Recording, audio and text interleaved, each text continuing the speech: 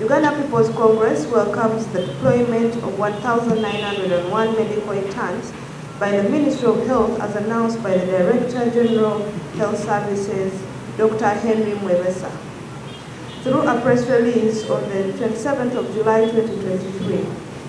This is a result of the long-term standoff between the Uganda Medical Association, Ministry of Health and the government regarding the deployment of medical interns and their enumerations or emoluments.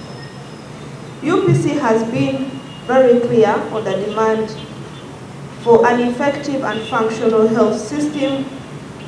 In the previous party press statement released on the 26th of July 2023, UPC repeated its position that the Ministry of Health drops its proposal of private sponsorship of medical interns and instead plays its role accordingly. UPC also urged the government to ensure that science professions are fully utilized alongside other professions and trades. On several occasions, we have witnessed the President, the Minister of Health advocating for people to take up science subjects, and it's very unfortunate that much as many are taking up these subjects, government is giving us indications that they are unable to finance and to deploy them to the right services to be able to practice what they have learned. However, we have welcomed the aspect of 1,900 interns being deployed, but they should be facilitated, not only deployed. This new deployment gives a great sigh of relief to both interns and their parents or guardians.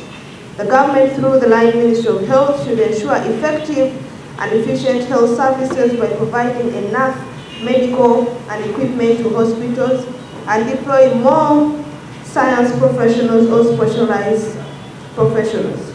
However, the monthly allowance of 1 million shillings to medical interns is a drop in the ocean and out of touch with the reality as our prices of goods and services continue to rise day by day. If you handle your household, you know how expensive items are. Right now, an onion that was relevant, but as the ladies who stay in the kitchen, we know how important it is. One onion is at 1,000 shillings. Now, if an intern is being given 1 million shillings per month, this person has to pay rent. Some of them are deployed in areas where they are not residents. And these are some of the items that government has to put in consideration. They have to pay rent, they have to feed and facilitate themselves, also support their dependents. So as UPC, we are saying, yes, we appreciate the 1 million, however, it is a drop in the sea. This money should be revised and increased to be able to help these interns do their jobs effectively and efficiently. And we all notice that the interns are the actual people who help these patients in hospitals, while the doctors are only giving instructions behind desks. UPC therefore calls for an increment in the allowance of these medical interns. In any case, medical interns should work in a conducive environment that is well facilitated as they transform from theory to real practical work.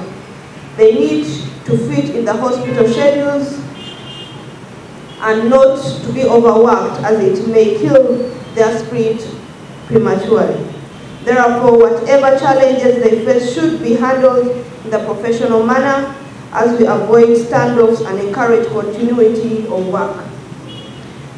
The UPC party also calls upon government to mobilize more resources towards this cause and try to meet the quality standards of a well-functioning health sector.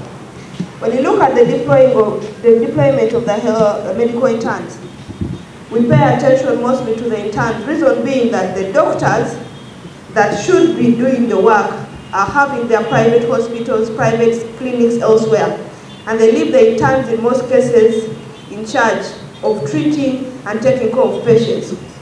And at the end of the day, the doctor that is never around is paid highly than an intern who is being overworked but underpaid.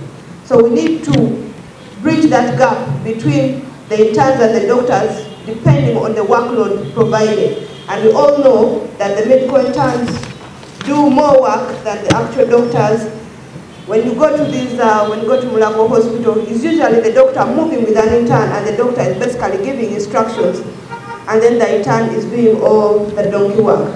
So these remunerations or these facilitation should be given based on the quality and the quality of work provided to the service, to the people of Uganda in terms of services.